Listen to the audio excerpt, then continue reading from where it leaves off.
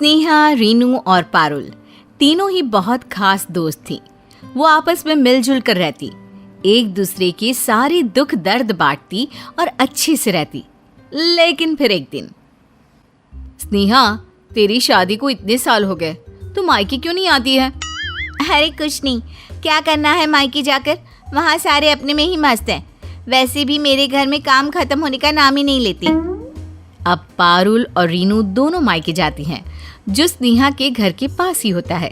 स्नेहा की माँ कहती है, अरे बच्चों, तुम लोगों को देखकर बहुत अच्छा लगा।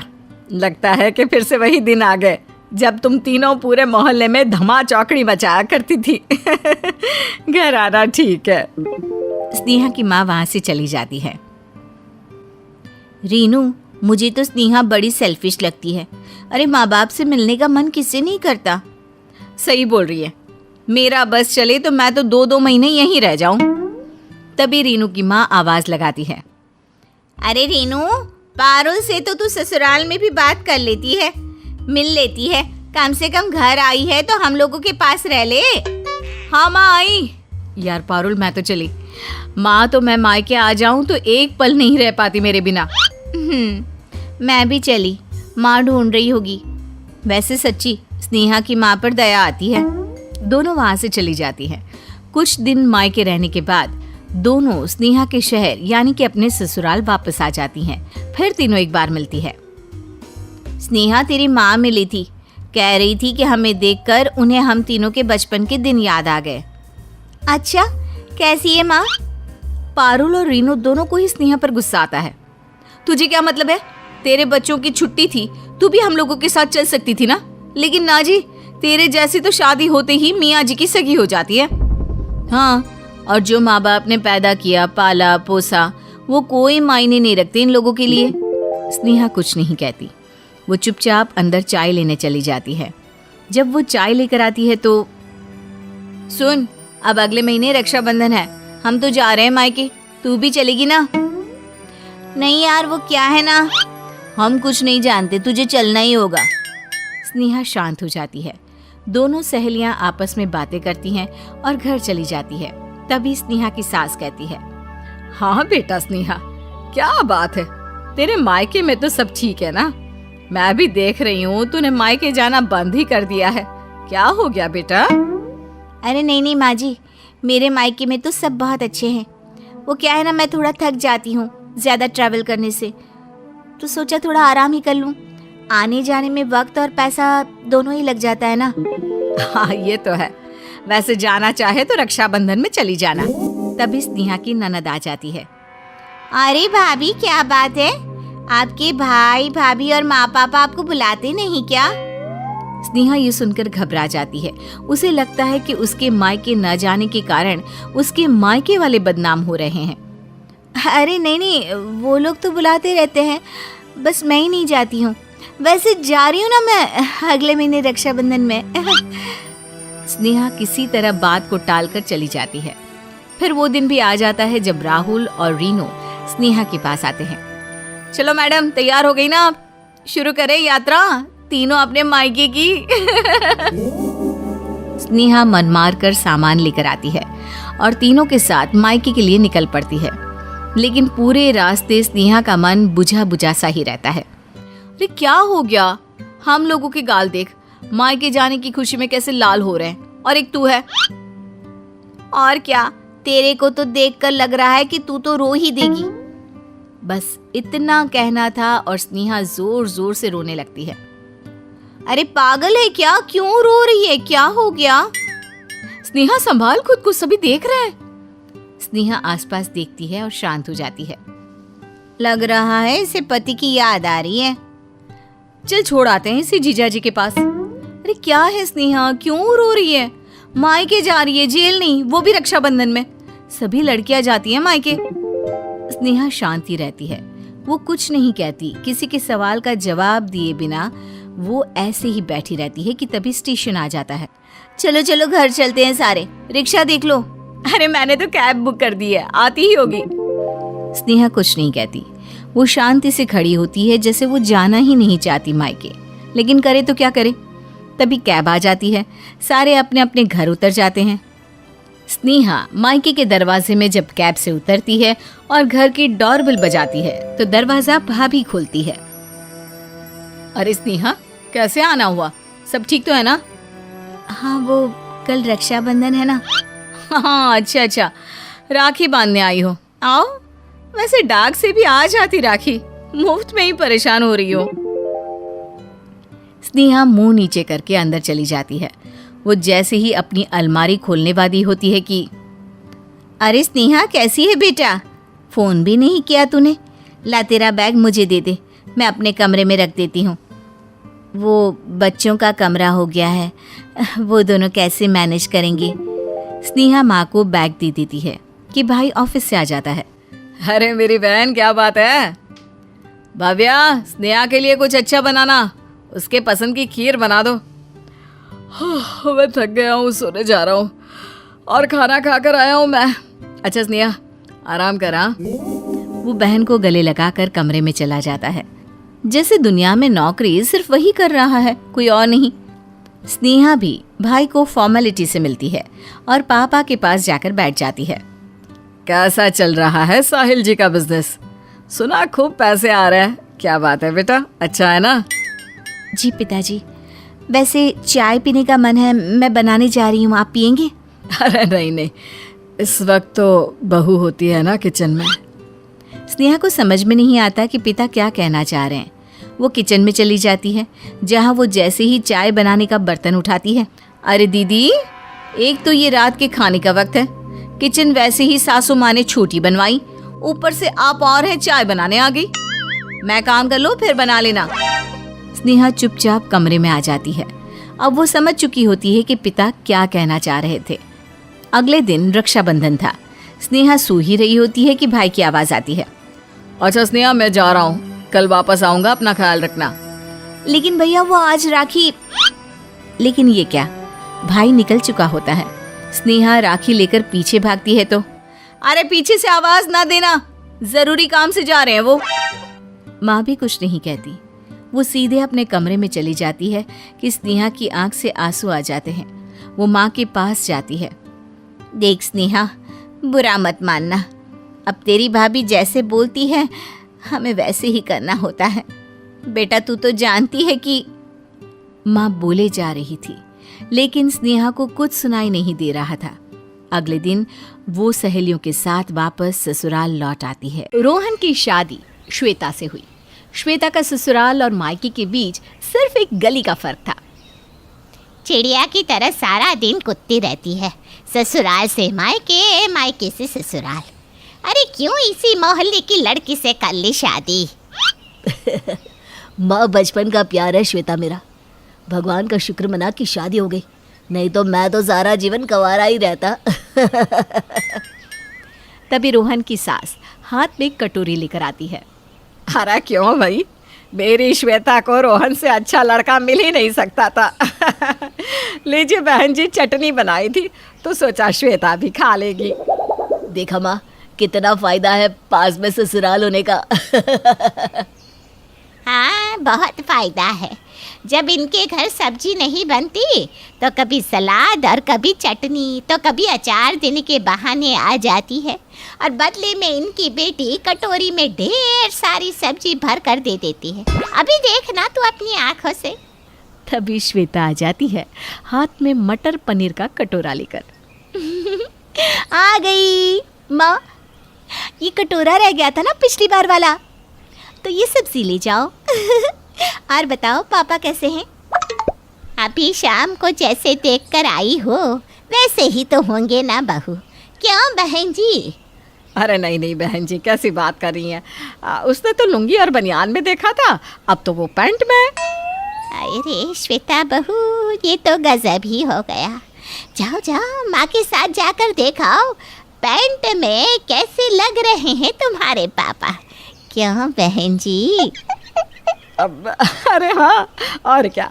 चल श्वेता, तेरी सास खुद भेज रही है मायके तो, और दामाद जी ऑफिस से आते वक्त ना लेते आ जाना श्वेता को। क्यों? हाँ, न जाने गली क्रॉस करते वक्त कोई कुत्ता ना काट ले या कहीं सड़क ना भटक जाए। क्यों? श्वेता की माँ समझ जाती है कि श्वेता का ससुराल पास है और उन लोगों का आना जाना कुछ ज़्यादा होने के कारण उसकी सास चिढ़ रही है। लेकिन बेटी को ब्याह है, कोई गला थोड़ी ना घोट दिया है जो उसका हालचाल नहीं लेगी। तो श्वेता की माँ हमेशा की तरह वहाँ से हंसती हुई चली जाती है और साथ में ले जाती है बेटी। उन लोगों के जाने के बाद देखा देखा कैसे श्वेता को लेकर चली गई। अरे तो क्या हो गया माँ, मायके तो जाएगी ना बहू। अब शादी हो गई है तो क्या मतलब वो जाएगी नहीं मायके? अरे शाम को लेता होगा। ठीक है चलो मैं चला ऑफिस। सबके जाने के बाद सास घर में अकेली होती है। तभी बेटी का फ़ोन आ जाता है। क्या कर रही हो माँ? हाँ मज़े हो गए होंगे तेरे तो। भाभी अब दिन में गर्मा गर्म खाना बना कर देती होगी। मज़े आ गए आपके तो। सुन, या तो फ़ोन मत किया कर और करती है तो मज़े ना लिया कर। अरे क्या कौन कैसे गरम खाना खा रहा है? एक गली छोड़कर तेरी भाभी का मायका है। आए दिन या तो खिड़की पर इसका मायका बसा रहता है, रोज़ रोज़ चली जाती है। और तेरा भाई बकायदा विदाई कराने जाता है। खाना तो छोड़ पानी भी नहीं मिलता। तभी खिड़की से आवाज़ आती है। आंटी, ओ आंटी। माँ ये कौन बुला रहा है तुझे? और कौन होगा, तेरी भाभी का भाई। खुद तो चली जाती है, फिर बार बार भाई को भेजती है सामान लेने के लिए। कभी कपड़े तो कभी चप्पल तो कभी कुछ। आराम भी नहीं कर पाती हूँ मैं। रुक अभी फ़ोन करती हूँ। अरे क्या हो गया, अंदर ही आ जाओ। अरे नहीं आंटी, वो क्या है ना, क्रिकेट खेलने जाना है। आप तो बस जल्दी से दीदी का कंघी दे दो, उनको बाल झाड़ना है। क्यों, क्या हो गया? तुम लोगों के घर कंघी नहीं है जो वो भी तेरी बहन को ससुराल से ही चाहिए? अरे नहीं वो क्या है ना, कंघी माँ कर रही है तो मैंने कहा मैं उसी के घर से लेकर आता हूँ, पास में ही तो है ससुराल। हाँ और क्या, झाड़ू पोछा भी ले जाओ। अपनी बहन को बोलना वो भी करके ही आएगी। क्या आंटी जी मजाक कर रही हैं? वैसे मेरा ना क्रिकेट का टाइम हो रहा है, रहने दीजिए कंघी। अब अच्छा चलते हैं, शाम को जीजे को बोलना दीदी की विदाई करवा ले। वो क्या है ना, बड़ी मुश्किल से पूरा बेड मिला है, फैल कर सोता हूँ मैं। हाँ, विदाई तो ऐसे बोल रहे हो जैसे लंदन से अमेरिका जा रही है। अरे एक सड़क ही तो पार करनी है। सुबह माँ ले जाती है, रोज़ शाम को बेटा जाए लेने। अरे माना सड़क ही पार करनी है, लेकिन गई तो मायके है ना। अब शादी हो चुकी है तो रस्में तो फॉलो करनी ही होंगी ना। सास को समझ में नहीं आता कि आखिर बहू क्यों रोज़ रोज़ मायके भागती है। वो ठान लेती है कि वो बहू के मायके के पास रहने वाले पड़ोसी से सारी जानकारी लेगी। अगले रोज़, अरे बिमला बहन ज़रा सुनना तो। अरे रोजी दीदी कैसी हैं? और बहू कहाँ है? मायके में। सब तो समझती हो ना तुम, अब क्या ही छुपाना। वैसे मामला क्या है? मामला? कैसा मामला? अरे तेरी बहू की माँ एक नंबर की आलसी और कंजूस है। बेटी थी तो सारे घर का खाना साफ सफाई सब करती थी। अब शादी हो गई है तो कौन करे काम?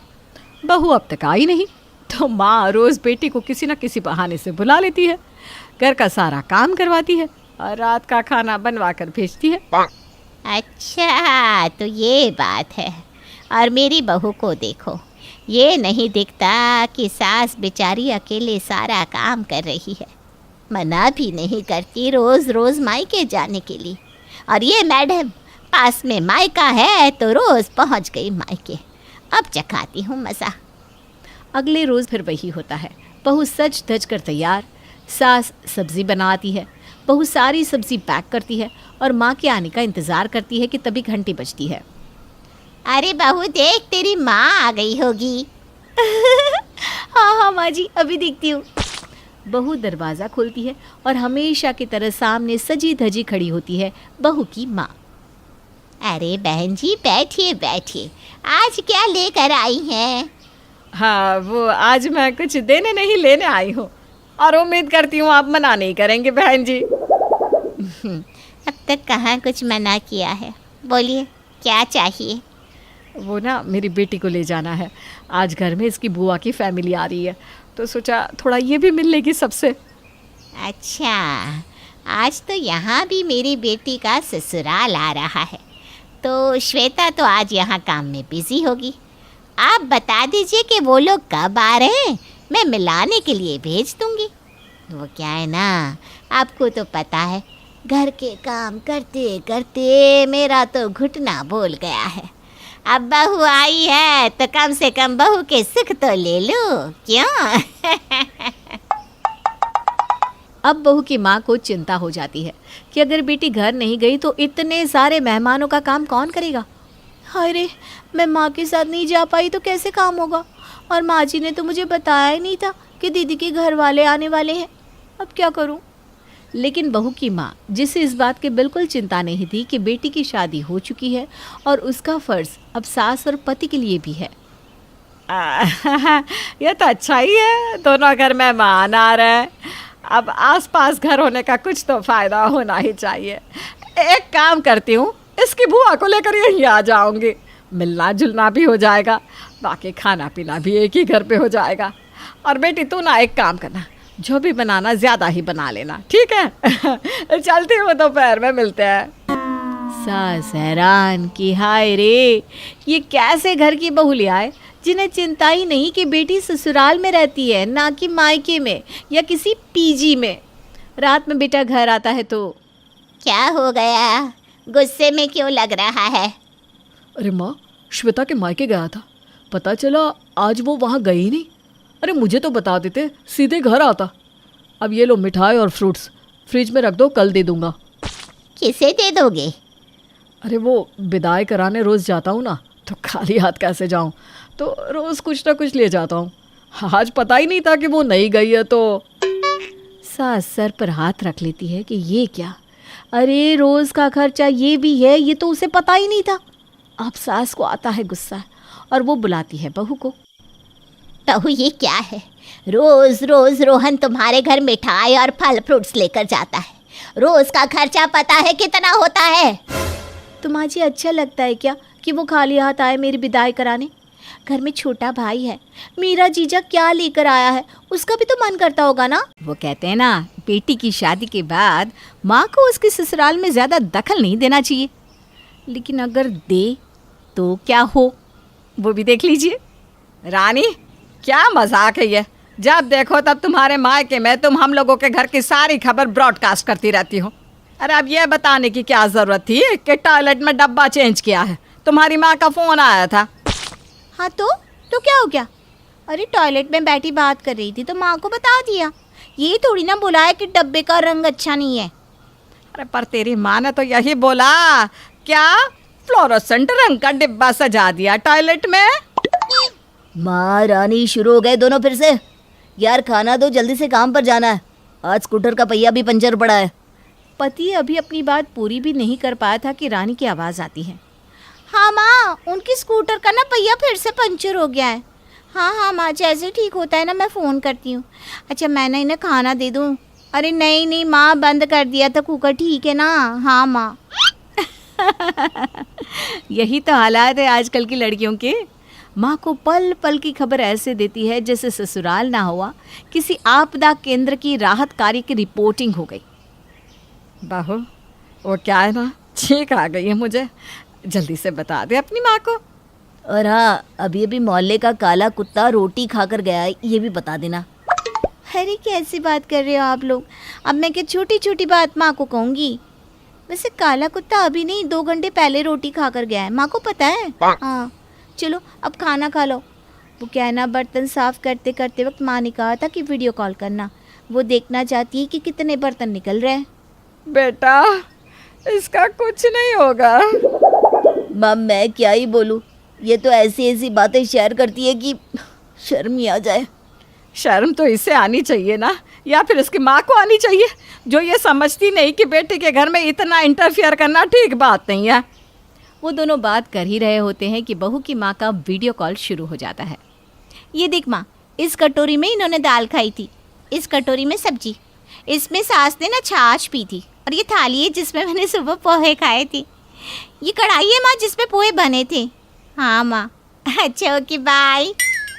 अरे बहू, ये वो कुकर जिसे तूने जला दिया था चावल बनाते वक्त, ये भी दिखा देती। कैसी बात कर रही है माँ जी, ये कैसे दिखा देती? माँ क्या ही सोचती, मुझे चावल पकाना ही नहीं आता, इसीलिए मैंने कुकर ना छुपा दिया था, क्योंकि माँ को मैं यहाँ से वही दिखाती हूँ जो मुझे दिखाना है। आप नहीं समझेंगी माँ जी, छोड़िए ना।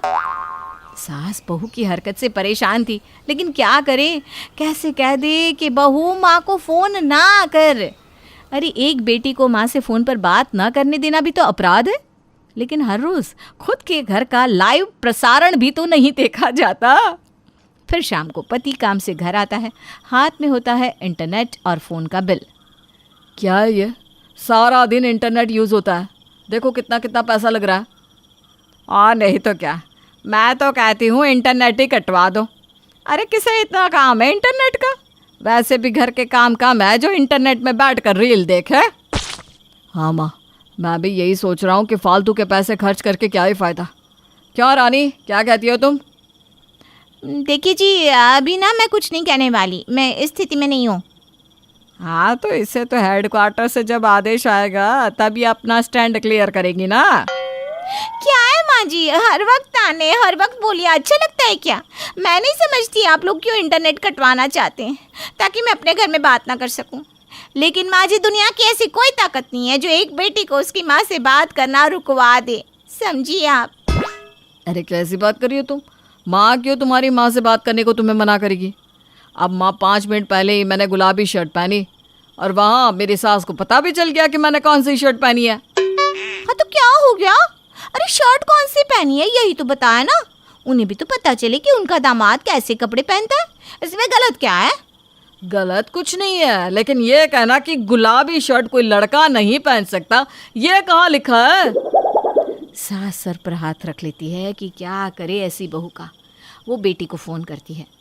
अरे क्या बताऊँ निशी, तेरी भाभी से इतनी परेशान हो गई हूँ, मन करता है घर छोड़कर किसी आश्रम में रहने चली जाऊँ। क्या हो गया माँ, भाभी की आदत गई नहीं क्या सारी बात मायके में बताने की? अरे गई छोड़ो, अब तो और बढ़ गई है। न जाने कैसी माँ है जिसे इतना वक्त है कि सारा दिन बैठकर बेटी के घर क्या चल रहा है ये देखती रहती है।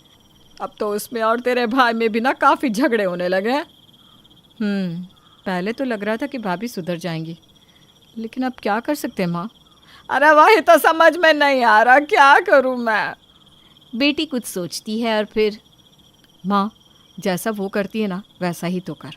वो जैसे अपनी माँ को सारी बात बताती है तो कुछ दिन अपनी बेटी को बता, उन्हें भी वैसे ही अनकंफर्टेबल करा दे जैसे वो तुझे कराती है। हाँ बात तो सही है, लेकिन बेटा तेरे ससुराल में इतनी दफ़ा फ़ोन करूँगी तो। अरे माँ, मैं फ्री रही तो उठा लूँगी, नहीं तो तू वॉइस मैसेज भेज देना, ठीक है? हाँ ये ठीक रहेगा बेटा। चल शुरू करते हैं फिर महाभारत। अगली सुबह बहू रानी जैसे ही सास को चाय ला कर देती है। हाँ बेटा, मिल गई चाय। वो सफ़ेद वाले कप में जिसका हैंडल टूटा है ना। दूध तो ठीक पड़ा है चाय में, ठीक ही है। मैंने ना मैक्सी पहनी है, भाभी ने साड़ी वो पीली जो उसकी माँ ने दी थी, अरे जिसे हम लोगों ने नौकरानी को नहीं दे दिया था। हाँ भाई नौकरानी ने वापस तेरी भाभी को दे दिया कि वो ऐसी साड़ी तो पहनती नहीं, अब वही तेरी भाभी ने पहनी है। ठीक है बेटा, बाद में बात करता है। बहू को गुस्सा आता है कि ये क्या बात हुई, ये बताने की क्या ज़रूरत थी, लेकिन वो कुछ नहीं कहती। फिर थोड़ी देर बाद, हाँ ऋषि, तेरा भाई ऑफिस के लिए निकल रहा है। हाँ भाभी ने टिफ़िन बना दिया है। अच्छा बेटा, बाय। फिर थोड़ी देर बाद, हाँ निशी, भाभी ना नहा कर आ गई है, खाना बना रही है। अच्छा खाने में क्या खाया बताती हूँ थोड़ी देर में वीडियो कॉल करके, फ़ोन उठाना बेटा। फिर जैसे ही खाना खाने बैठते हैं, सास बेटी को फ़ोन लगाने ही जा रही थी कि बहू बोल पड़ती है। माँ जी, पहले खाना खा लीजिए, फिर कर दीजिएगा लाइव प्रसारण। अरे उसे चिंता हो जाती है ना कि मैंने सही में कुछ खाया कि नहीं। अब तू भी बेटी है, तुझे भी तो चिंता होती है कि तेरी माँ क्या कर रही है, क्या खाई है क्या नहीं, वैसे ही बेटा। सास जैसे ही बेटी को फ़ोन करने वाली होती है कि बहू सास के हाथ से फ़ोन लेकर फ़ोन काट देती है। यह क्या बात होती है, हैं? क्यों किया ऐसा? माँ जी मुझे अच्छा नहीं लगता, आप बार बार दीदी को फ़ोन करके घर की बात करती हैं।